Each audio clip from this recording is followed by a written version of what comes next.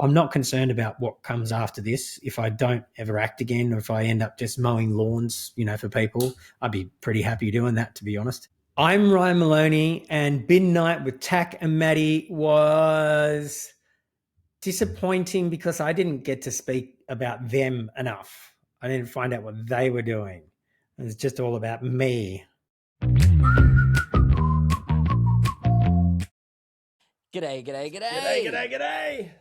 Welcome to Bin Night with Tak and Matty. I'm Takaya Honda, aka Tak, and I'm Matty Wilson. And sorry to cut you off there. I just prefer just Tak. It's a lot easier. It's a lot quicker. Welcome to our podcast. You just said Matty Wilson. And also, I want everyone out there to know that Matthew here says Matty Wilson. So everyone is saying, why does he call him Matty? He says Matty. He doesn't say, my name is Matty. Comments. The comments out there. Because your name's Matty. Can I just say, Tak, I am so bloody excited for this episode because we'll give him a proper intro later. But not only is he one of the most iconic Australian figures of like the Australian TV world, he's also a good friend of ours and like a mentor. No, he was a mentor for me. You already knew how to. I already knew everything, so that wasn't. Yeah, as you do. This guy knows everything. But I'm bloody pumped for it. And look, the guy's on TV at the moment. He's back already on SAS in the UK. I can't wait to see that. I haven't seen it yet, but I cannot wait to see it. Yes, and I was going to say this later, but you brought it up now. And you had one job through this interview, Matthew, and that was to bring up SAS and talk about it, and you completely forgot. And so we don't talk about it at all in the interview. So we're going to have to do a bonus binisode and have him back and do a short bit talking about his time on SAS. We have no idea how he went because we didn't talk about it. Thanks to Matthew. One job. And so, I guess we'll have to try to get him back for a short, quick update to hear his thoughts post the show maybe. Tak, let's get on to you. The podcast is called Bin Night, and you seem to have an obsession with what people put in their bins around your neighbourhood. What's going on there? I'm a person who is totally okay with someone throwing something in my bin. I have been known to throw Mia's poop bags into people's green bins if they're on the street, right? I think that's fair game because they're technically the council property. They're not personal property. And I was actually being chased down the street. I was with Mia and Amy, and the guy was threatening to stab me if I threw my dog bag That's in Melbourne the bin for again. you. And I Welcome was like, to Melbourne, are you everybody. insane? You are threatening me with violence as though that's not worse than someone putting rubbish in a bin. But Hold on. Did you put it in before the bin was emptied? Or did you put it in after? Because that makes all the difference. it was after, I think.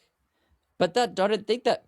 See, this is the thing. If your bin is on the street, then it's theoretically, it's council property at that point, right? I think I have no issues with people putting things in my bin. I do have issues, though, with the tradesmen across the road working on the house, not my house, just a house, who are they're walking down our driveway, throwing their rubbish in our bin, which still I'd probably be okay with, except they're putting all of the rubbish in the recycling bin, and the majority of their rubbish isn't recyclable. So I then have to pull out all of their rubbish and put it in the right bins, which is incredibly annoying and frustrating. Can I just? I've just come up with the best solution to this. Okay, mm-hmm. This is going to solve all of your issues. You ready? All you need to do is get a job. Just leave the house. Why, Matthew? That doesn't change the fact. That would just mean I would have less time. I'd be coming home with other people's crap in the wrong bins. At least if you're going to use somebody else's bin, at least put it in the proper bin. That's just crazy. Anyway, how was your break, Matt? We're just back in the new year. This is our first recording session from coming back from Christmas and New Year, because obviously the interviews were pre-recorded and we re-recorded the intros and outros just prior to Christmas so we could have some family time. So how was your break? Mine was hectic. I stopped doing work for a while and swapped that for having we've moved into state. So for those who are not from Australia, we've moved to Noosa, Queensland. It's about 2,000 kilometres or whatever north of Melbourne, and all of our friends are in Melbourne. And we've never had so many visitors since we didn't have this many visitors in Victoria. It's crazy because we live in an area that's kind of subtropical. The weather's amazing. The beaches are even better. There's waterfalls everywhere. It's beautiful. So we've had so many people come to visit, and all of a sudden, we are the hosts. These people want to come and they want to drink. They want to go out and eat out at nice restaurants, and they want to do all of the things all at once because they've got a limited time. And we are here doing that over and over and over and over again. And listen to me, I'm complaining about this. This is not good. I'm sounding like you now, complaining about. Don't put no. You are your own person, Matthew. You've come up with this. I haven't asked a single question further than just asking how your break was. So don't put it on me when you start talking negative. All right. Look, I had a really good time. I had a really, really good time. We've had lots of time out in nature. We've had lots of time checking out the nice hospitality up here. Lots of wildlife. We got some chickens. I got Jess a chicken coop for Christmas, and we ended up buying some chickens. So you have 3 kids, a dog, a cat, and you have no time. So you thought, I'm gonna add to the amount of things I have to take care of. Look, you still have a hole in your wall to your left there, don't you, Matt? If the kids are playing with the chickens, then they're not annoying me, which is fine. So I can get things done. They just need more things to play with. The 5 minutes that lasts will be great, won't it? So we got the chickens, and the neighbour before us said, "Hey, don't get chickens because they're not going to last because there's so many snakes around here." The first night we got chickens, right? Put them up. We actually put the coop on the deck. So it's like it's called an omelette. It's actually a UK invention, and it's like a plastic predator-proof coop that is really easy to hose out and collect the eggs and everything like that. So to clean it, and we had timber coops in the last place, and it was just an absolute nightmare for pests and diseases and stuff like that. So this is really, really convenient. The one that you built? You saying the one that I built wasn't very good? Yeah. Yeah, okay. That's right. So the one you built wasn't very good, is it? Okay. Yeah. Keep at me all the time. I'm starting to forget about it. So anyway, we got this coop. We set it up on the balcony, and the first night we're coming back, I'm carrying the kids. The kids are asleep. Kids asleep on my shoulder, right? Any parent out there knows if the kid's asleep, you do not wake them up because that is a big job getting them back to sleep. He's asleep. We're walking up the stairs, and there's a bloody python on the rail, on the handrail as I'm trying to walk up the stairs. I'm like, holy shit. So I wake him up. I'm like, mate, wake up. There's a snake. And so he woke up because he wanted to see it, and we saw the snake. I had to pick him up and move him.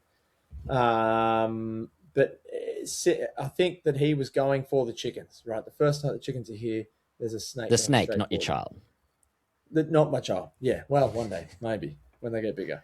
And then 2 nights later, I saw that snake again. I nearly put my hand on him when I was reaching for something. So we have pet snakes up here now, and we started with 5 chickens, and one of them is the chickens were grazing, and it just disappeared. So you've already lost a chicken. We've already lost a chicken. Yeah, I think what happened was they were moving around, and she's kind of like the runt of the litter. Like she was like really, really. So you're putting it on this poor chicken who's been put in a predator's territory. Mate, I think you're victim blaming. You're victim blaming this chicken for being put in a hostile environment and losing its life, and you're blaming it. Wow. Yeah, Matthew. That's what I did.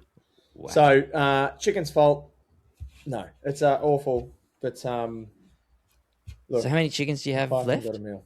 We've got 4. We'll see how we go. It's been a week. Yeah.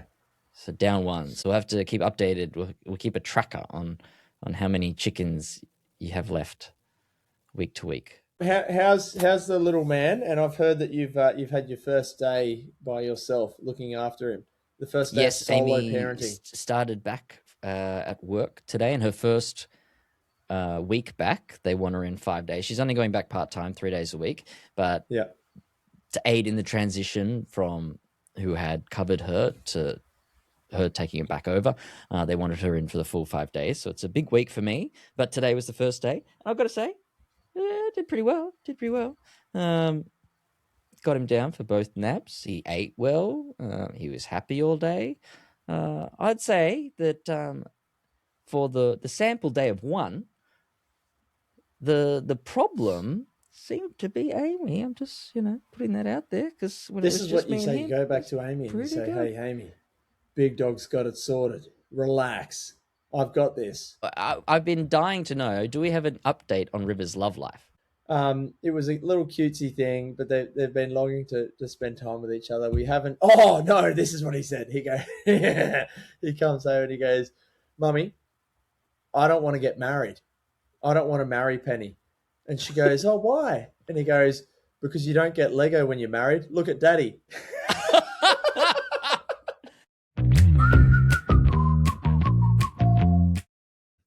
We're not too proud to admit we like to take care of ourselves. Maybe even a little luxury when it comes to our faces. The old moneymaker. We all know that's not your moneymaker, buddy. Yeah, all right, enough from you. A huge hello and thank you to our brand partner and beauty partner, beautyboat.com. If you're living in the UK, you can visit the website and order from a huge range of gorgeous skincare products to help reveal your natural radiance. Sorry, Australia, this one is just for our friends in the United Kingdom, but if you are in Australia, you can still send a gift back to your friends and family in the UK through beautyboat.com. If you're living in the UK, you can visit the website and order from a huge range of gorgeous skincare products to help reveal your natural radiance. Thank you to beautyboat.com for being not only our official beauty partner here at Midnight, but also for being there for all of your beauty needs. All of them. Ryan Moloney, this is one of Australia's biggest icons. I've always said many times before that more people know the image of Toadie than they do the Neighbours logo. I think he is greater than Neighbours. I think his myth has travelled far beyond our shores, and he's such an absolute legend of a human, an overworker, an overachiever. He's a commercial pilot. He's a commercial beekeeper. He's started his own basketball club, which is just insane. Not just a team, like an entire club, which now lives on. Whatever he sets his mind to, nothing gets in his way. He's also performed in the show for 30 years or something, a character who's become so beloved, so iconic, and that doesn't happen by accident. I'm sure he's a person who will say, well, the character was written that way and that kind of did it, but there is a lot of work the actor has to do for that to happen, and that's got to be attributed to his abilities. Ryan Moloney, everyone. Now, just before we get into the interview, a short trigger warning. We do discuss suicide in this episode. We'll put into the description below the timestamps that's being discussed. So if it's a sensitive issue for you, just check the description so you don't have to miss the rest of the interview if that's something that is triggering for you. Ryan, welcome to Bin Night with Tak and Matty. G'day. How's it going? What have you been doing? Oh, mate, I'm like, I'm constantly working, trying to build this place, trying to finish this place. And it has just been pissing down with rain for too long now. What stage is it at now? So this is Ryan's building a new house. Chateau shithole, what do you like to call it? Chateau. I feel like your flaw is that you do everything yourself. Yeah, I am doing everything myself. In fact, probably the other day when you called, I was installing the electric gates. Are you allowed to do that? Well, not the electricity part, but I can do the rest of it. Yeah. Shh. Don't say anything. Matty, didn't you install your own electric gates? I did. Yeah. No, solar powered though. Solar. Mine is Maybe solar. a range hood. Did you install that as well? Well, that one's you plug that one straight in, so that's fine. That's cool. Oh, okay. Yeah. All right, that's lucky. So I feel it's like not that's something we've hardwired. all got in What about the common. oven? No, you plug that in too. Plug that one in. What? Yeah. Not You're living in a hardwired. new age, If mate. you keep going, Ryan, because eventually you're going to get him in a position where Yeah. he's done Eventually I'll something get arrested. He's not supposed Yeah. to. It's all right. I know he's lying, so it's fine. What? So you've done the electric gates, and then what's left? Are you living in a shed or are you living in a house? No. We're living in a house. We've built the house is done. Yeah, we've been in the house for a year now. Well, you got that and- done pretty quick, I feel. Yeah. Well, I didn't build this one, so that's fine. That's why it happened quick. That's why I got done. Yeah. That's what happened. Yeah. But yeah, I'm doing all of the kind of landscaping, earthworks, all of the bits Of and course pieces. you are. Yeah. You So that's how it kind of goes. did you end up buying your own machine? You get this earthworks machine to Yeah. This is Yeah, I got a- unbelievable. I got an excavator and a posi track and a truck and yeah, This because is- I did the maths. I was doing a site cut for the sheds, and I hired a truck, and I worked out obviously how many loads I was going to do and all that kind of stuff, how many cubic meters, and I just went, Ali, by the time I just do this one cut, that would have cost us a truck. So we need to do a truck. We need to get a truck. Yeah. That's one So thing that that is a the lot of best way to get big boys' toys in Well, the backyard. yeah, but you also have to follow it up with, and we can sell it when we're finished with it. yeah. They hold value. It's not like a car. They hold value. Yeah, that's right. Forever for the So- next so 30 basically years you're- while you hold on to them. Yeah. You're inviting us over to your place to just dig holes with bulldozers and excavators and stuff, and have. You are more than welcome to come. Yes. I yeah. genuinely would love that, to be honest. Mate, come on over. Yeah. Oh, So I'll one- get you one thing digging that- holes. It'll be good. One thing that a lot of people probably don't know about you is that you are, like I said before, you're one of the most capable and hungry for information kind of people. You can keep adding to this list, but not only are you one of the most well-known actors in the country, you have your earthworks ticket, you've got your commercial pilot's license, you're a commercial beekeeper, you started a basketball team from scratch. What was the first thing? You were on Neighbours, and then you went, I should probably get some other thing behind me. What was the first one you went to do? That was the commercial pilot's license. Yeah. What was the thinking behind that? Well, I always figured that I'd get fired at some point. You've been trying for that long. Well, no, because it's you know how it works. You get a contract, right? And in my brain, I'm only there for that contract. So if it's up in 6 months, well, then I'm going to get fired in 6 months' time. So you constantly lived in fear. Like, Pretty I'm getting pretty fired in much. 6 months. It took probably, I reckon, about 7 or 8 years before it was like, oh, actually, you know what? I could probably buy a house. Why did you think you were going to get fired? Well, why Because not? Because it's only a contract, man. You're a naughty boy, or because No, man. When you've been there for pilots that, were going to go out of fashion? mate, it's always that thing of like, you know what it's like in terms of you see someone doing like a really good job on there, and then all of a sudden they're gone, and you're like, oh, right, okay, I didn't see that coming. And so that in fact I had a conversation with somebody exactly like that, where she was like, oh, I've got a meeting with the producers. I think they're going to fire me. And I was like, what? No way. You are killing this. You are awesome. There's no way. It's probably to like extend your contract or something like that. And then she came back in tears and she's like, yeah, I got fired. I was like, oh, fuck. I'm never doing that again. Jesus. But yeah, it's always that thing of, because I wasn't given a full-time contract straight up. It was like I was only meant to be there for one scene, and then it just kind of got a few more and a few more. And so there was a very much at the start, there was periods of nothing. So I wasn't there. So yeah, that's kind of how it works. How long was it until you got the full time? I reckon probably 18 months, 2 years, I reckon. Oh, wow. So it's decent. Probably. A decent amount of Something time. like that. Yeah. Yeah. Did you bring the hair, or did they tell you had to have your hair like that? Oh, I had the the mullet hair. I'm talking about. Yeah. Well, it wasn't a mullet, was it? No, it wasn't, mate. It was an undercut. Yeah. It was a I dead rat apologise. hanging off the back of my head, actually. I'm so That's what it looked sorry. like. It's fine. It's fine, People have been calling it that for 30 years. It's fine. I don't care. I really don't care. It's an undercut. Jesus Christ. Say it again and tell us you don't care. Yeah, I don't care. How did you feel about essentially growing up on screen? I mean, you weren't a kid starting when they were 6, but you were like 14 or something, right? So you're still really in those formative years. How did you find going through that thing? Because it's like this thing that has this mythology about it, where so many child stars in quotation marks go down naughtier paths, etc. Like, how was it for you?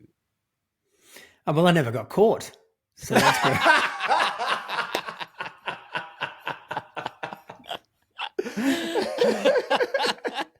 Idiots, aren't they? Oh, just fools. They weren't looking at me. They were too busy looking at Jesse Spencer, weren't they? That's one thing with actors. We've got a bit of a free pass, don't we? Like, you get a sports player who might get caught partying or whatever, and straight away it's like, oh, no, you've got a fine, you've got a three match ban and whatever. You probably shouldn't be doing that. Being sports people, maybe they shouldn't. But with actors, they're like, oh, that's all right. He's been up for 3 days. He got found passed out in a laneway.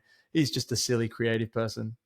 Yeah, we kind of expect that. Well, you think kind of, yeah. Although that was never the case on Neighbours, or not. Certainly nothing with the brand that needed protecting. And Neighbours has got kind of like that that clean image and all that kind of stuff. So it's not like we're rock stars or anything like that, where you get a pat on the back for being fucked up off your face. So it's it's Neighbours, and you have to it's a squeaky clean show.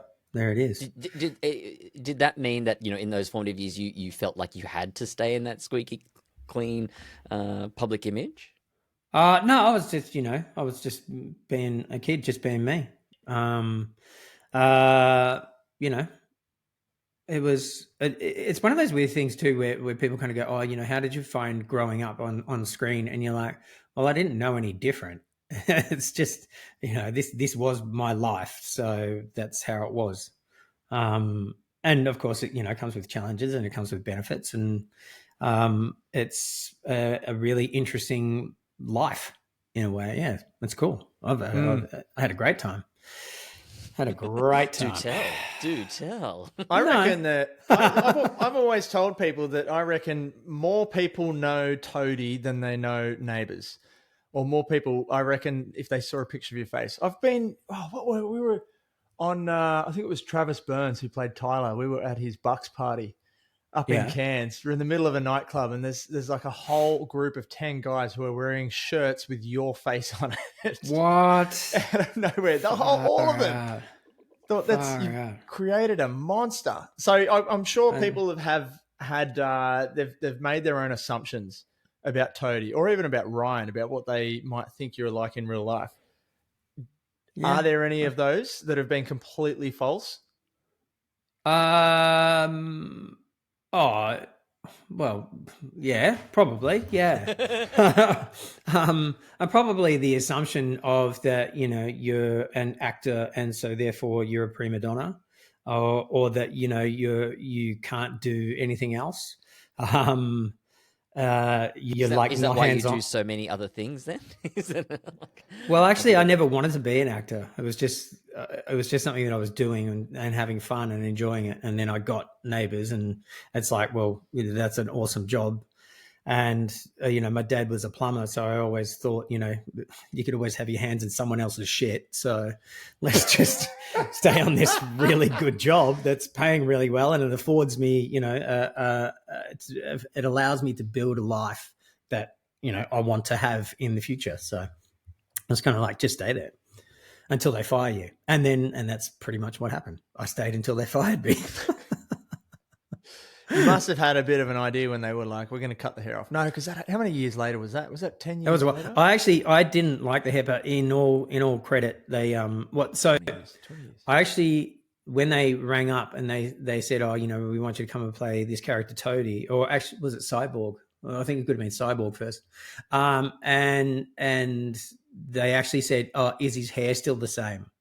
And at that point, I'd actually got it in, like I put it into dreadlocks. And so that night, my mum's brushing out the dreadlocks, trying to get it back to how it was.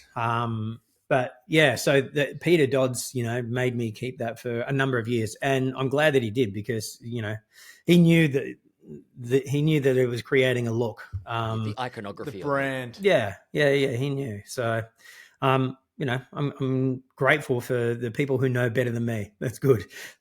It's a show where we're working so much and we're being that person so much that it's like, I would imagine when you are 14, 15, 16, 17, when you're being so much of another person, was it ever confused for you at all? Or was it always like easy to separate yourself from the character? No, that was never confusing ever. Because like certainly for Toadie, pretty much a lot of Toadie was, certainly in those early years, it was just seeing what I could get away with. And it was just like, oh, okay, we're going to do this. Well, what kind of stupidity can we bring to this? And it was only until, the directors would say, oh, that's a bit too far. And you go, all right, cool. We're in the right zone. Here we are. What about in terms of like the public's perception, like how you'd be treated on the street, or like when you were meeting new people at a party and that kind of stuff? Well, I think I kind of learnt early that, because I've done a lot of charity work for a very, very long time, and like even before starting on Neighbours, and one thing that people don't really know you, so and I've always had this this kind of level of okay, cool, you could be famous and on TV and all that kind of stuff, but you know what, real life, there's actually some really horrible shit that happens with people, to people, and that's real, not all of the bullshit that happens with being famous and all that kind of stuff. It's inconsequential, and it actually doesn't matter. And so I think also along the time, I kind of discovered that people's reactions to you, because obviously, certainly when I was 18, 19, 20, and you're going out into clubs and, pubs and all that kind of stuff, and people are giving you attention. And so therefore there's always the opposite of that, of people going, I don't like that he's getting attention. So, you become a target and all that kind of jazz. And so going through all of that, there's periods of, like I remember playing pool in this pub, and then all of a sudden just this glass smashes on the pool table, and someone had thrown a glass from somewhere, right? And it's just kind of like stuff like that would happen all the time. So you kind of, in a way, living in fear that shit's going to happen, and people, you'd be having a good time, having a dance, minding your own business, and next thing you know, someone's fucking king hitting you from behind. You're like, fuck, what is this, man? This is shit. So stuff like that. And I had a good bunch of friends around me who would always look out for me and all that kind of jazz. So that they'd always make sure that, that things were okay. But yeah, I kind of realized that the way that people react to you is actually not about you. It's actually about them. So whether or not, if they think that you're amazing and that you're all important and all that kind of jazz, it's more about how they view themselves against what they're portraying on you. Yeah. And so they're putting you on this pedestal above them, and so therefore they'll be wanting to be with you so that they could raise themselves through association and all that kind of jazz. And then the vice versa is, that they want to bring you down, so that makes them higher on the hierarchy. You see that all the time on social media as well. Like if someone's posted something really positive, or they're happy about what they've done, they might be boasting, but you just see so many positive comments, and the little negative Nancy's just sit there going, they get angry with every positive comment. They want to be the one to take you down. And like subconsciously we scroll through and we look for those negative comments because I don't know why. Because it's more about, your own self-image, is that, there's always something wrong. And so, what you're looking for is confirmation bias. And then when you hit it, you get those little hits of dopamine of your brain going, see, you were right. You are crap. You are shit. So yeah, that's that one probably comment why. out of 500 or whatever.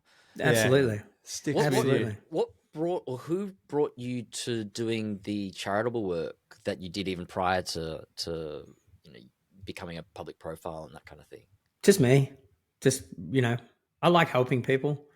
I want to help. You just rocked up to your parents and said, I really want to find a way to help people in one way or the other? Or did you just search out a charity yourself? Like, what was the process there? No, so I mean, beforehand, it was just obviously, it was just helping out if there was things like, a fundraiser or, barbecues or, just in whatever ways that I could, was just always constantly helping out. And then when Neighbours came along, it was kind of like the first thing was the Christmas parties for disadvantaged kids all around New South Wales and Queensland and into the Northern Territory and all that kind of jazz. And so these are giant Christmas parties with maybe 500 plus kids of kids who weren't going to get Christmas presents that year, because the socioeconomics, they were, couldn't afford it. The parents couldn't afford it, or that they were actually ill, they were sick, or, whatever it is. So all of these, we had these giant Christmas parties. And so that was just going there and having a great time and playing with all of the kids, enjoying, entertaining, and meeting fantastic people. Because I was probably, from doing that from 15 onwards, they were the real people that, kind of really helped me, because, these are amazing people donating all of their time. And even, one of, there's a few of them who also have disabled kids themselves and all that kind of jazz. And, you get to know them really, really well. And, they keep your feet on the ground as well. They're the really nice, lovely people. Did you get that feeling of wanting to help people from your parents at all, or was it really just something that you innately had? No, it's just me. Yeah, that's pretty good. I say, I don't mean it like that. I don't mean it like that. Like, I always want to help. Like, even now, I'm just like, I just want to help people. It's the way it is. Why commercial pilot's license? Where'd that idea come from? Well, because I actually wanted to join the Air Force before I got Neighbours. Did you? I've never known this. Yeah, because I was really good at maths and, all that kind of jazz. And so I was like, oh, yeah, I think I'll join the Air Force. Yeah. And then, obviously got Neighbours and didn't finish school. So that wasn't going to happen. But it was kind of like, it was actually really interesting. I said to my wife one day, like, it was kind of like this crisis of kind of who I was, or, what I wanted to be. And having this idea that, you can only be this kind of small thing that you think that you are. And I said to Ali, and also, thinking that your partner would never, kind of support you in those kind of in endeavors. And I said to Ali, I went, you know what? I just really want to do something big. I actually want to climb Everest. And she just turned around and she went, we'll do it. And I was like, so good. Oh my God, you've given me permission to go and do the most insane, impossible thing in the world. Holy shit. All right, cool. And then it turned into, yeah. Oh, no, I think I think Aaron was around at that point. And then, it turned into, actually, you know what? I don't want to climb Everest, but I do want to go and get my commercial pilot's license. And so I was like, okay, off you go. And then I turned up to the university's open night, information night. And, at the end of it all, and any questions? Yeah, I do. Hey, is there a part-time version of this? And they literally laughed at me. And they said, no, because the chances of you finishing it are next to nothing. I was kind of, okay. Well, because you'd likely drop off, or because you couldn't keep up, or? Yeah. Like the amount of work that you have to put in, and the consistency that you have to show, basically the amount of study that you have to do, is very hard if you're not within a school. But yeah, how did you do it? How did you do it while you're filming? Well, you know what filming's like. There's lots of breaks, mate. I did it in between breaks. That's how I did it. Literally. There's breaks, and there's a lot of stuff to do in between breaks and stuff as well. Yeah, like like you're talking have about coffee and full study load at the same time as you having to memorize a lot of stuff. Then you're doubling your memory capacity. Must have been massive at that time. Yeah, it was learning things really fast, really. But that's ADHD for you.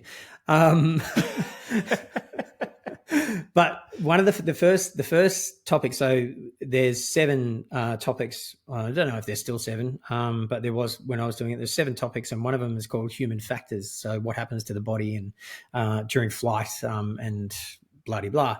I actually, so that was the first exam that I went and sat for, and I'd studied for it, and I felt pretty good about it, right?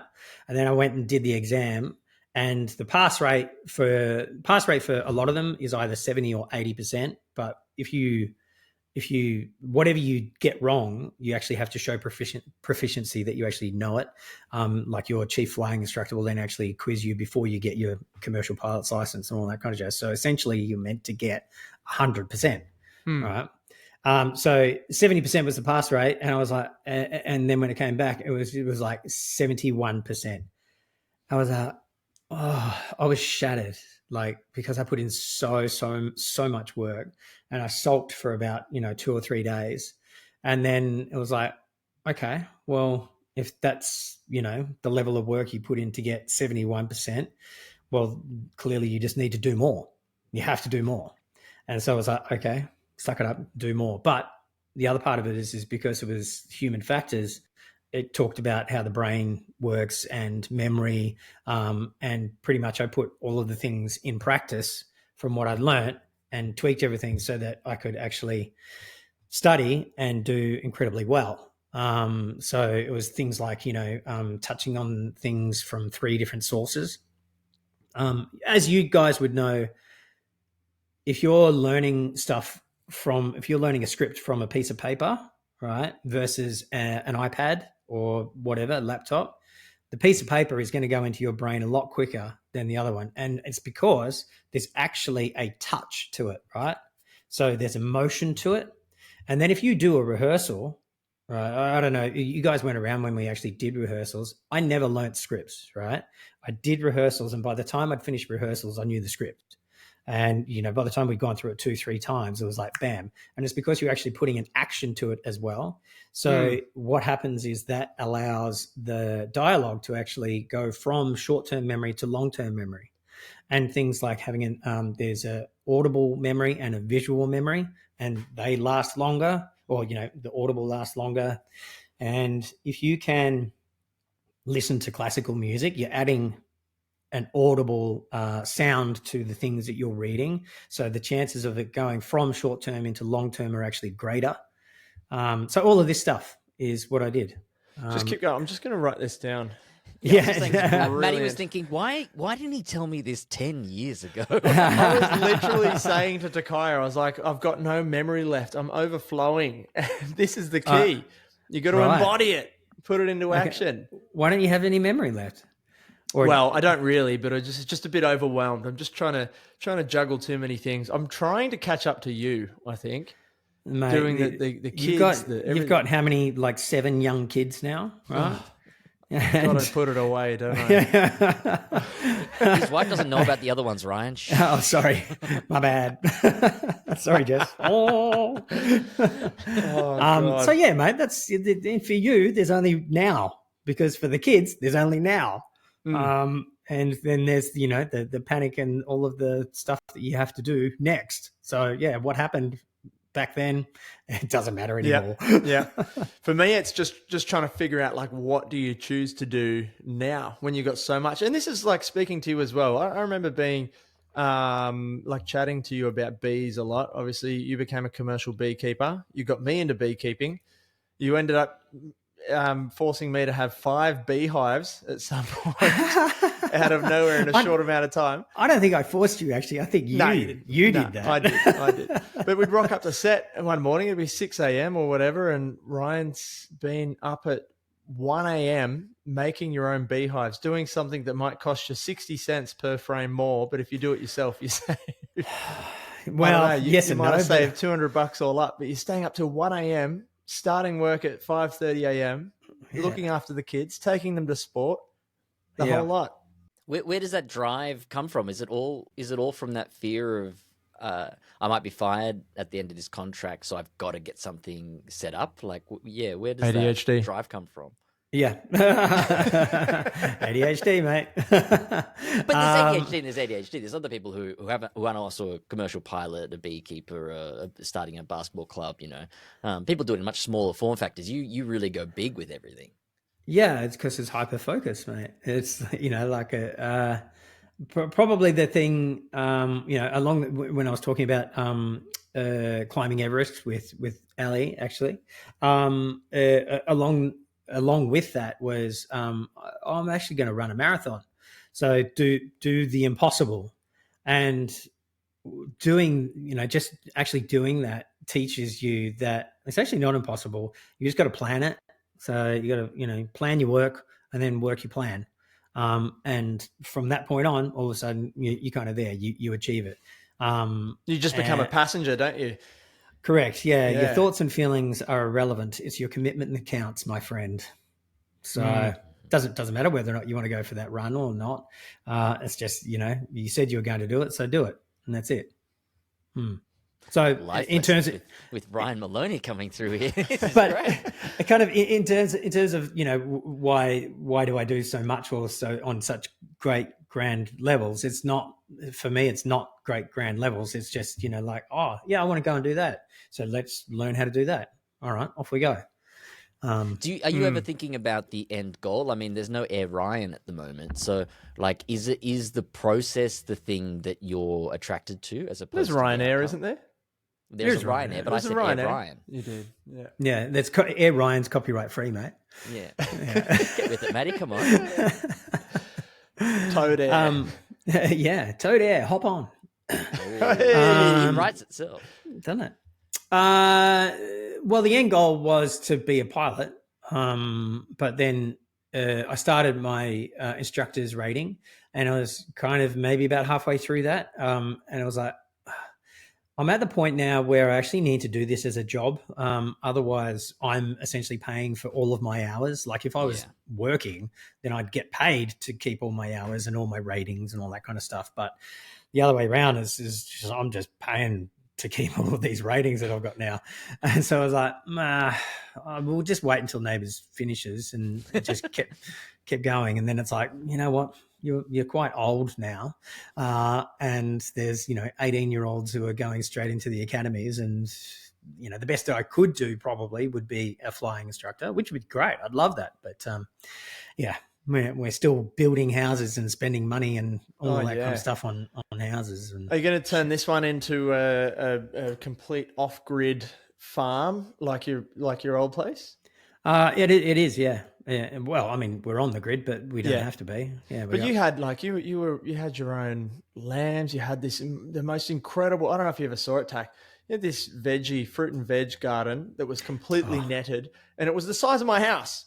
You'd walk into this greenhouse; it was fully netted, and there'd be food everywhere. Look, you could honestly charge entry and still have enough for people to grab stuff, and you'd still have enough for yourself. Yeah. Is this just part of the same sort of thing that you got going on, where this like hunger for knowledge? And then you expand on that. Oh, we got to do this. It could be big. Let's make this better and better and better.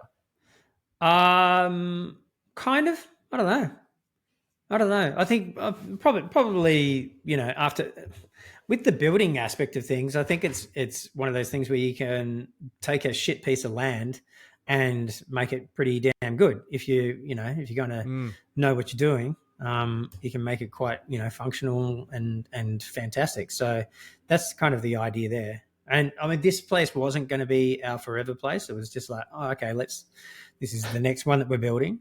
But I think we like it. So who knows? We might end up staying. Yeah. But you were you had your meat sorted, you had your fruit and veg sorted. You Yeah. had a battery at the last place? Yeah. So yeah, solar yeah. feeding the battery, you never had to go back onto the grid? When the battery ran out, yeah. How was that? Well, because Such a practical answer. How often did that happen? well, during winter, that kind of normally happens, especially if you're running, in concrete floor heating and all that kind of jazz, and you go, oh, there's a pool, let's heat the pool, and you go, well, that's you're gonna go through that battery pretty quick. Go-karts. There was a world record with Stefan Dennis. Two world records. What do you mean? He held, I don't think he still holds them, with as a part of a team for endurance world records in both petrol engined and electric go-karts, for I guess the most distance in 24 hours. They did them in the UK. They did one that was in a figure eight, and then one that was in the round. And then I pitched to him and I said, Ryan Moloney will get in on this, that we do it again. And he wants to do it at Phillip Island because he's friends with the producer of The Long Way Round, which is the Ewan McGregor motorcycling documentary I know thing. it well. And he's going to pitch to him that we then go for a record on Phillip Island in go-karts. Gotcha. What was the record? Do you know how much it was? You know how far it was? Or was it time or distance? 1,664 or 65 kilometers on a 1.3 kilometer track in Surrey, England. Do you know what carts they used? 160cc zip cart. Oh, 160. Okay. All right.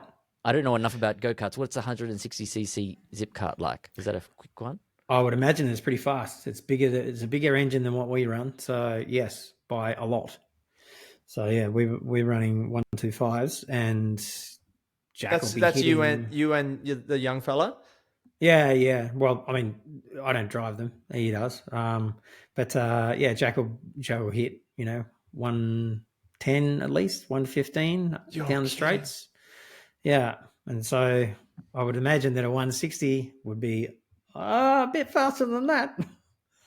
You'd need a team of them, a team of drivers, that's for sure. Well, this was 4 people. Okay. They did it across 4. So we just need one more. All right. Yeah, I'm in. You just got back from the UK. Well, not super recently, but I'm not sure. That's not. You tell me. You did a tour over there. I've never caught up with you about that. Toad on the road. I remember yeah. Sitting in the we were both sort of down in our undies, I think it was. Wait, what? Wait! I've missed the context of what's just happened. No. I genuinely, I remember chatting to Ryan about Toad on the Road in the change room, and you I think you had this epiphany, an ADHD driven epiphany, where you're like, I'm just going to change the entire show, and it starts next week. Yes, you just rewrote the whole thing. How did it turn out? Really good. Yeah, really cool. I loved it. It's a piece of work that I'm incredibly proud of. And I'm glad that, and it's almost kind of life-changing in a way, certainly for the people who came and saw it as well. So yeah, it was really cool. What did it do for you? Well, basically, so how kind of soccer players and whatnot, they'll talk about their life or the history of playing soccer or whatever. For me, obviously, we're in film and television, so it was like I wanted to bring film and television to the stage, and take people through certain storylines or whatever like that. So things like creating soundscapes of the actual set, and then doing voiceovers, of the inner dialogue that's happening in my brain, and then obviously performing to it as well. No way. Yeah. So what I wanted to do, well, one aspect was the Toadie and Sonia, Sonia dying stuff. So it was like, well, I'm actually going to take you through the shooting of that. So it was, from Monday to Friday. and took everyone through that. And then I was like, all right, cool. Now I actually want to take you to the funeral. So I performed the epitaph that he did at the funeral, and used all the soundscape stuff, and had like Brett record. Brett's our AD, like rolling up and all this kind of jazz. And you're right, Ryan. Yep, yeah. Give me a second, yeah, and nod, and cool, and then on we went. What's an example of this? These inner monologues. Well, you know how typically when you're like at a wedding or a funeral or anything like that, and you've got all the workload, but there's a whole bunch of other cast members who don't really have anything to do apart from just sit there, right? And so all they do is just fucking talk nonstop, so loud, right? And so it was that, obviously, and I kind of amped up the sound and of people recording, of talking, just talking shit, blah, blah, blah, blah, blah, blah, blah. Wait a minute. And did you record us in that? I did. and the inner monologue is just, would you just shut the fuck up, Christ? No.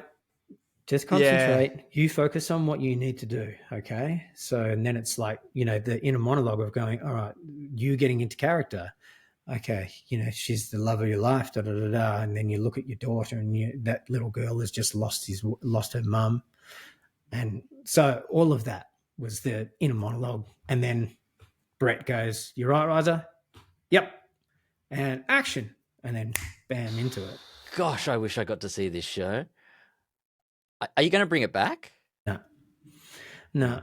I wish a lot of people saw it, because I think it was fucking good. Did it ever get filmed? We did film it, yeah. But I mean, it kind of, yeah, you don't kind of really get it, yeah. But then in the back half of it, we then go into like Toadie's demise, and with Beck and Therese and all that kind of jazz. And we talk about, obviously, getting fired and all that kind of jazz, and how people saw Toadie through it. Certainly through that back end. And one of the comments, that I read was just, I'm so sick of Toadie, so, stupid, whingy Toadie. Why did they think that? And then it's like, because I don't watch the show. And then so I was like, I'm gonna watch a little bit and see what it is. And I was like, all right. So what I'm seeing is, like, I'm doing all of this stuff, but what I'm seeing is that instead of actually showing the torment and the pain of, what my character's going through, we actually cut away to everybody else's reaction to him. And so now we're actually telling the narrative of how his actions are actually affecting everybody else. And so therefore what we're actually doing is we're kind of taking the audience's attention and almost turning them against him. And it's like, well, why? And you go, well, actually, if I had a character that's been on Neighbours for 30 years, like, think of it as if you're an investment banker, right? And we've got all of our clients to invest into this one company, and it's been going really good for 30 years, but we know that company is going to finish. And we want our investors to actually stay with us. So what we actually have to do is we actually have to take their interest and we need to invest it into something else. Otherwise, when that company goes, so do our investors. So that's exactly what I liken it to. And a producer should be doing that. They should be going, okay, cool, we've got this character who's been there for 30 years and he's finishing. We want to almost have it so that people go off him in a way, and certainly have more sympathies towards the people who are staying. And that's kind of what I saw of, certainly through all the edits and all that kind of jazz. I was like, oh, okay, cool. Well, that kind of makes sense. And then, as an example of going, so you don't always see, when you're watching Neighbours, you don't always see the stories that are being told, right? And so there was this, I've forever wanted to do a suicide storyline, like, for a very long time. And when I brought that up, I was told, no, you can't do it. No, never going to happen. So I was like, okay, all right, cool. But there was this one scene with Georgie where I read it and I was kind of like, oh shit, this is actually a suicide. This is a suicide scene. So Toadie is actually, he's, about to go and kill himself in the office. And the interaction with Mackenzie actually pulls him back. And then there's all of this story, all this reaction, everything that she says just sets off alarm bells for him. And then, she leaves him and we leave him just with the full knowledge of how fucked up am I? This is, this is shit. This is bad. But no one knows that. And so I read that scene. I was like, oh, this is it. And I said to Scotty Major, I went, this is what I want to do. And he goes, shit. And he goes, well, we never say it. Are the audience really going to know? Not really. But I think it's okay to do. All right. Well, if we're going to do it, we're going to do it. And I was like, yeah, absolutely. We're going there. And he's like, okay, cool. And so we shot it. But so when you watch that scene, you've got no idea. So this is what I did on stage. It was kind of like, let's watch this scene. And then it was like, so after watching that, you'd think, geez, his reaction's a bit over the top, right? He's a bit cryy, a bit, cryy, whingy Toadie. Yeah, I get it. I completely get it. Yeah. And then it was like, but what if I told you that what's actually happening is that he's about to go into his office, he's about to go and kill himself, and then walk people through all of the thought process, It was like, so now you know that, let's watch it again. And so we watch it again, and then people are just left floored. They're like, oh, wow. And then we, in the show, we talk about, suicide and all that kind of jazz. And then what I discovered after the first night of doing that, that it left the audience in this really low space, and trying to get them to move on was hard. And then I was like, oh, actually, I know a thing or two about ADHD and about how to change frame of minds and whatnot, and, basically activating a different part of the brain and all this kind of jazz. So I was like, oh, great, cool. Night 2. Now what we're going to do is we're in this space here. And so now we're actually going to interact with each other. We're going to turn this into me giving you tools as to how to get yourself out of really dark places. This sounds like a show that probably had quite a lot of an emotional toll on you. Is that why you wouldn't bring it back?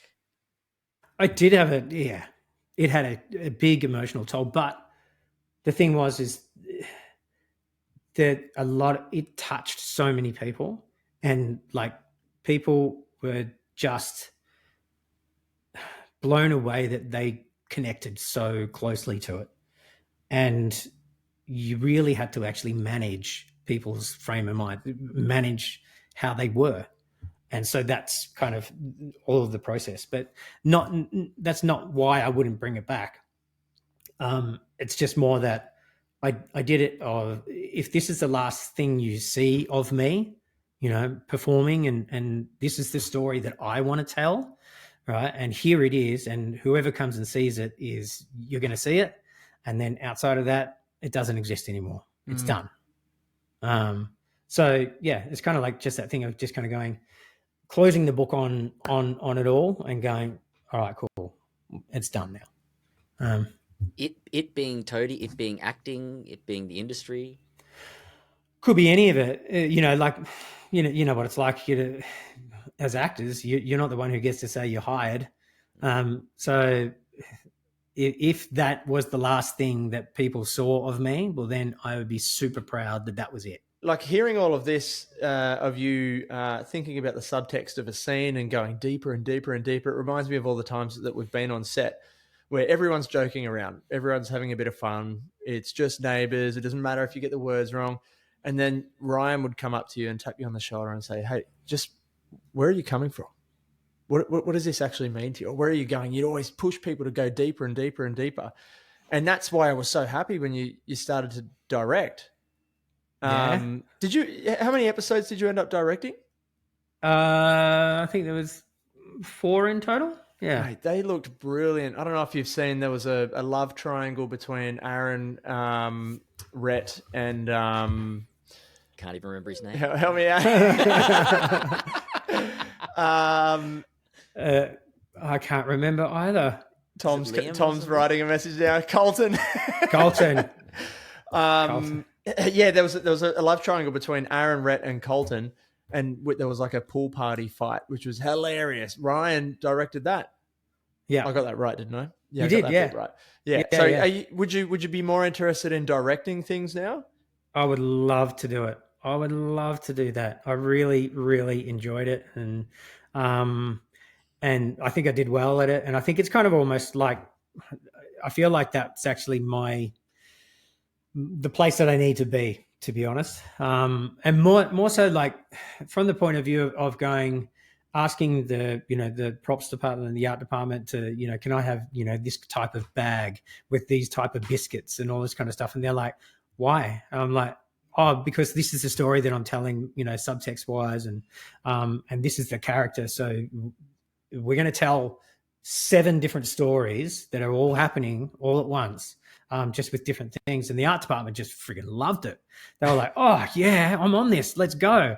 And so they'd be coming out, well, what do you think of this? It'd be like, that's it. Let's go. And they got creative and inventive and all that kind of jazz. So I really, really loved the idea of telling so many different stories all at once, and taking people on different journeys and using different avenues of telling these stories as well.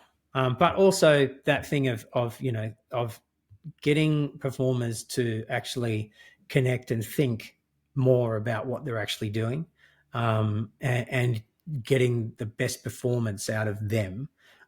Because, once again, it's Neighbours, and we shoot incredibly fast, and as such, people's brains aren't always necessarily switched on to what they're doing, or they're not necessarily taking it as serious as what it could be, or even as fun as what it could be, or as creative as what it could be. And so for me, I'm always even like the fun aspect of stuff.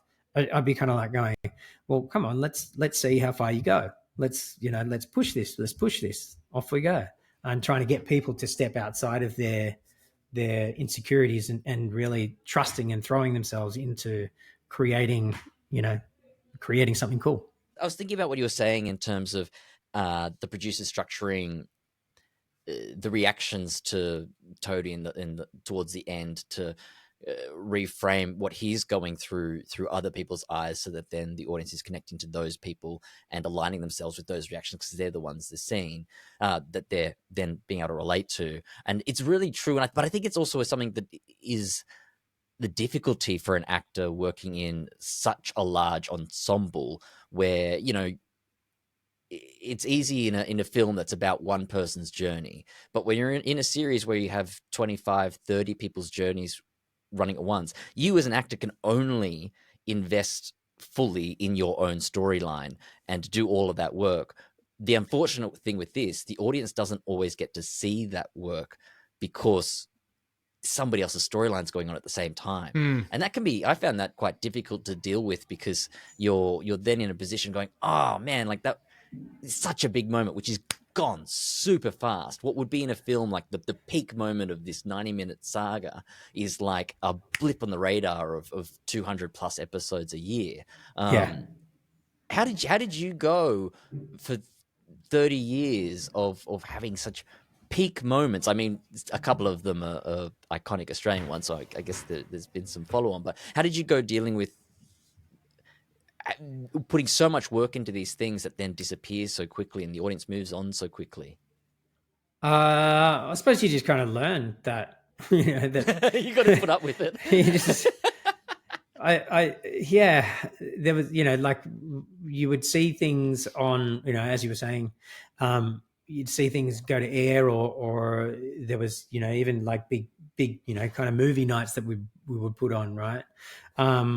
And I remember kind of watching stuff and feeling disappointed.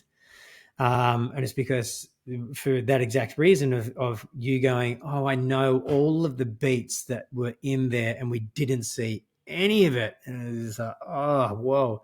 But then, of course, as an actor, or even as a human, it's really your story that really kind of matters to you, right? And you're nearly oblivious to everybody else's stories that are happening. And so, that's what you're going to see on air, is you're going to see other people's stories. So it's just, you have to be really focused on your story to tell your story correctly and, truly. And, in that same aspect, you can certainly lean yourself towards helping other people's stories or understanding other people's stories and go, oh, you need to get there. So how do we get you there? So, you can certainly kind of help with all of that kind of jazz. But probably also why I don't watch, never watch the stuff afterwards is because it's kind of like, oh, it's been changed how I thought about it in my head. And so it should be, because, the editor is an incredibly creative person. The director, an incredibly creative person. And, there's all these other stories. And then the producers, once again, creative people. And so everyone has their take on what the story is or what the final take is, what goes to air, which is and what's completely important. And yeah, certainly what's important. Yeah. Apart from being a go-kart mechanic and waiting for the phone to ring for director jobs, what's next for Ryan Moloney? Is there a big thing going on? I guess you're building a house. There's probably enough things in this. In all honesty, what I've been like, when I finished up on Neighbours, then pretty much the whole year after that was kind of doing guesties and the directing stuff, and still trying to build this place and all that kind of jazz. So there hasn't really been a period of stopping. Probably only until, I'd say, maybe 8 months ago, roughly.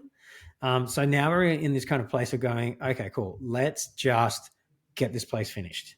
Let's not do anything else. And in all honesty, I don't really care what comes after this. It's one of those things of knowing that whatever I do, like, once again, ADHD, whatever I do that I put my brain towards, it just goes manic and crazy and, bigger than Ben-Hur, and we throw everything at it. And it's normally, pretty good.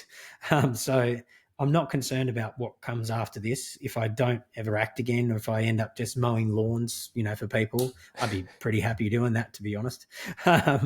Or if, end up doing directing or whatever it is, it's, who cares? It's wherever my passion will take me, it'll be a good, happy place, I think. Wherever it is, I'm here for it. Wise up. We've taken up too much of your time, mate, but we've got a couple of segments that we like to do each episode. So we're just going to do one, which is a Neighbours related one. We're going to go through your storylines. We want you to choose which one goes in the general rubbish, never to return again, and which one goes in the recycling that you'd like to either relive or go back to. Oh, nice. All right. Excellent. Oh, something that I would throw away would be employing people purely on their social media status and ignoring their lack of skill. Isn't that how you got your job, Tak? What? Ignoring their lack of skill. We're not talking about him. That's fine. Matty, I'm pretty sure you had a bigger following than me during the show. So, yeah. So that aspect of the industry, I'd throw that in the bin. Absolutely. Yep. So what would you recycle then, Ryan? What would I recycle? Have another go at? I reckon, the Toadie Sonia relationship and her dying the week that we went away. Certainly, yeah. Wow, I'll be all right. That's still voted one of the Neighbours' best episodes of all time, I believe, if not the best. Okay, cool. Well, excellent. Not boylesque. Well done. Congratulations. No. Yeah, it's just below boylesque. Only just. Thank you so much, Ryan. It's mate, it's been a pleasure. Let's chat soon. But thank you for always being the guy to push us further on set, and for being the person to remind me that there's more than 24 hours in a day. So I need to stop being so lazy. And also for being so open and generous, especially to all those people who got to see Toad on the road. That sounds spectacular, and I do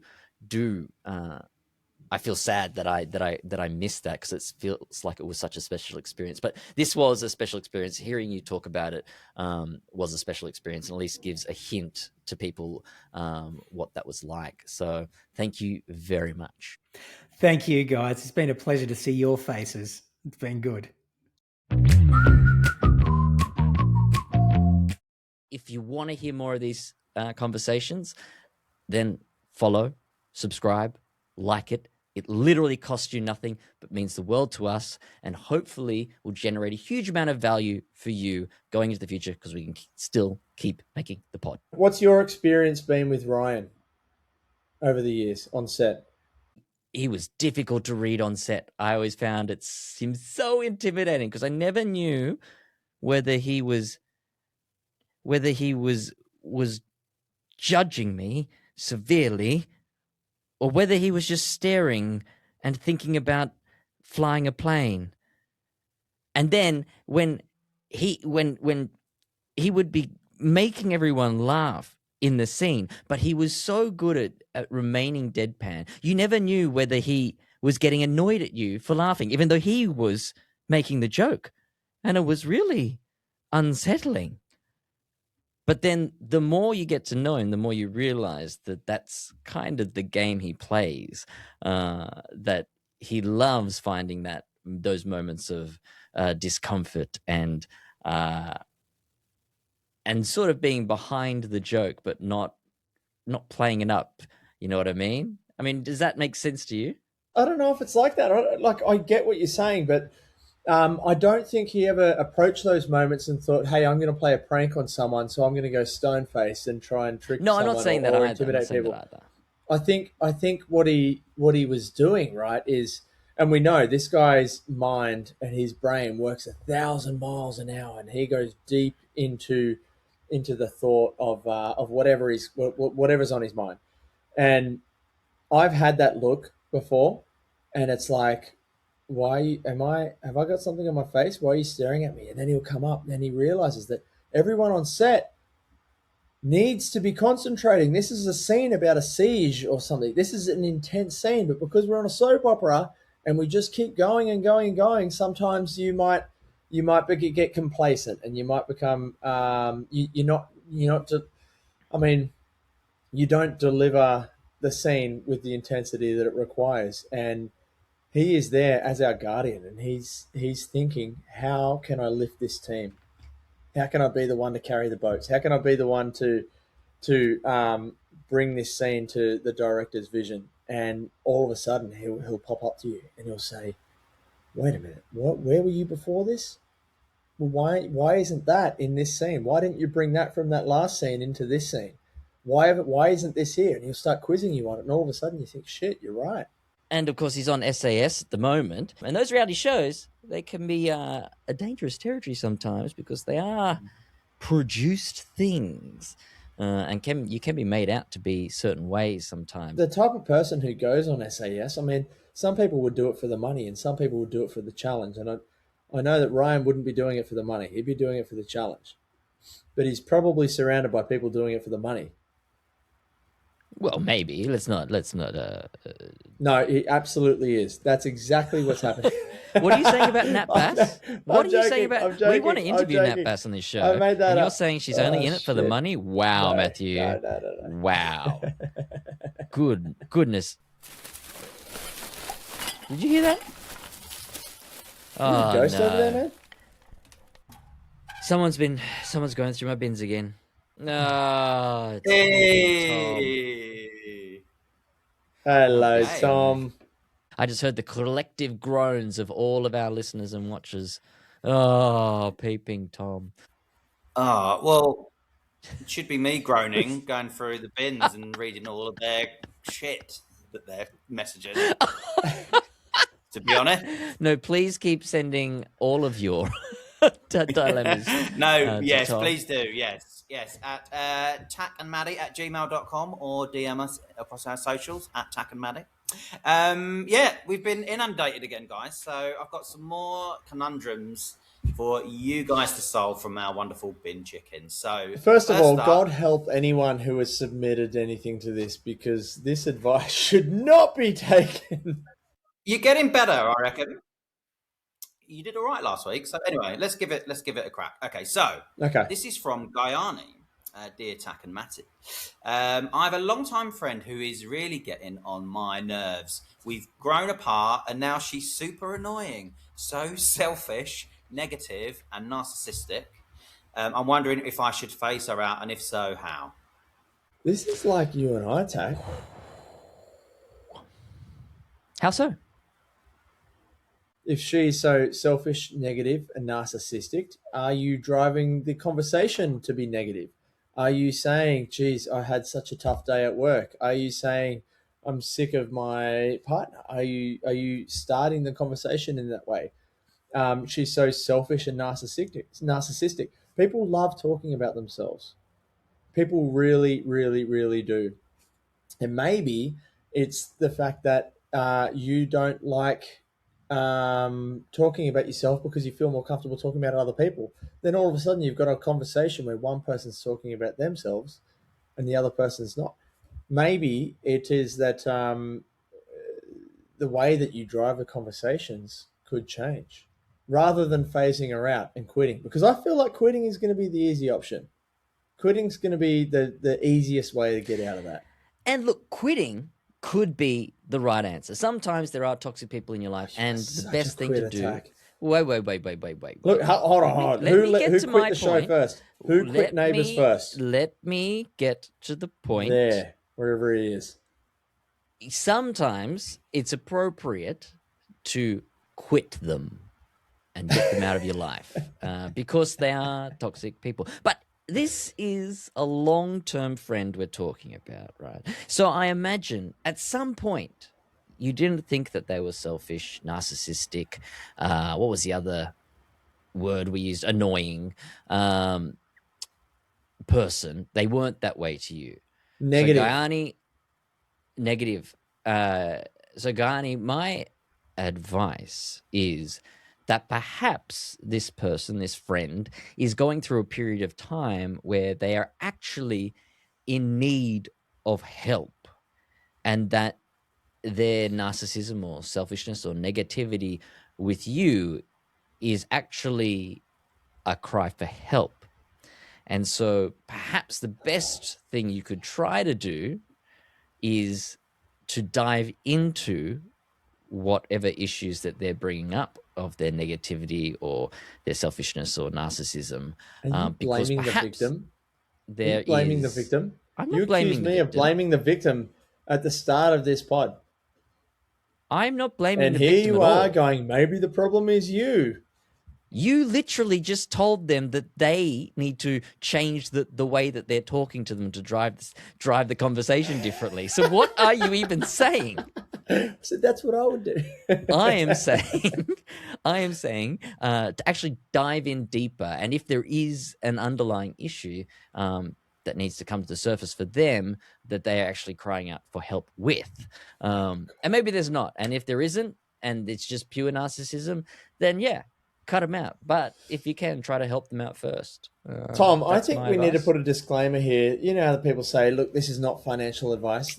You're listening to a couple of idiots. This is absolutely not relationship, not therapy, not any, this is not. I am giving perfectly great advice. Thank you very much, Matthew. Narcissist.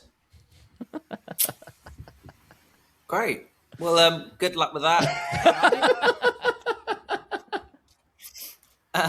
Okay, let's move on. We've got Trish now. Let's see if we can help out Trish with this. So, dear Tak and Matty, my sister rates herself as an actress and singer and is constantly attending auditions to make it to the big time. But the truth is, she's absolutely tone deaf, and I haven't got the heart to tell her. I love my sister very much and want to be supportive and help her in any way that I can. But am I doing her dirty by not being honest? Trish. I really wish you didn't know me before I started acting, because I would have quit acting if you'd given me advice. Come on, man. Give her a Wow. break. Look. You can choose to be honest, or you can choose to jump and help and assist. Wow, who's victim That would be blaming the better now? way. Goodness Hey? me. Trish is not the Victim victim. blaming. Trish is She's not the victim of a tone-deaf singer, apparently. No. She has to go to all these performances and listen to her sister sing out of tune. Look. I always think of the 1,000 rule, right? Like in any given situation, you have 1,000 different ways, at least, that you can respond. So you've got a friend there who's saying, "Hey, here's my self tape. Watch my self tape or my singing audition," and you can either say, you can lie and say that's fantastic. You're going to go far. I don't think that's a good way to go. Or you could say, hey, you should not do this. Just a heads up. Maybe think about accounting or bookkeeping. I think that's another option. But there's also the other option, and it's like, hey, I can see you really love this. If you dedicate like another couple of years to this, I can see you being the best, or something like that. You don't have to train her, Trish. If I were you, Trish, go to my sister and really ask her why she is acting and singing.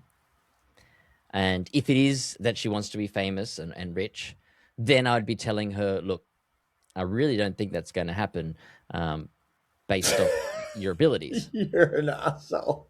But you would not. But if it's that she genuinely just loves it, then there is a genuine great value for her in just getting the opportunity to do it. And so I wouldn't get in the way of that, because that is whether she only ever performs in community theatre. Not that there's anything wrong with community theatre, but what I'm saying is that it never actually gets paid or is able to fund her life with it. If she is getting something genuinely spiritual, emotionally, just something fun out of it, then don't look past the value that holds in her life. So whilst, yes, she might be trying to pursue it to become a big Hollywood star, and if that's the only thing, then perhaps have that conversation. But if it's something that she just loves doing too, then there is a value in that. Just make sure that she's also building that plan B up at the same time. Bye, peeping Tom. Get back in the bins. And for anyone out there who is confused with our looks while Tom is speaking, his internet breaks up heaps. So me and Matt are generally unsure of what he's saying at any point in time. But look, he's overseas. He's coming back to Australia. Hopefully we'll have a more secure internet connection and will help us a lot of his outros. Anyway, Matty. Thanks for listening. It's on you today. On you today. Oh, we need a joke. All right. We need a joke. These things are getting hard, man. Okay. Here we go. What do you call the neighbour who puts their bins out first and then everyone copies? The binfluencer.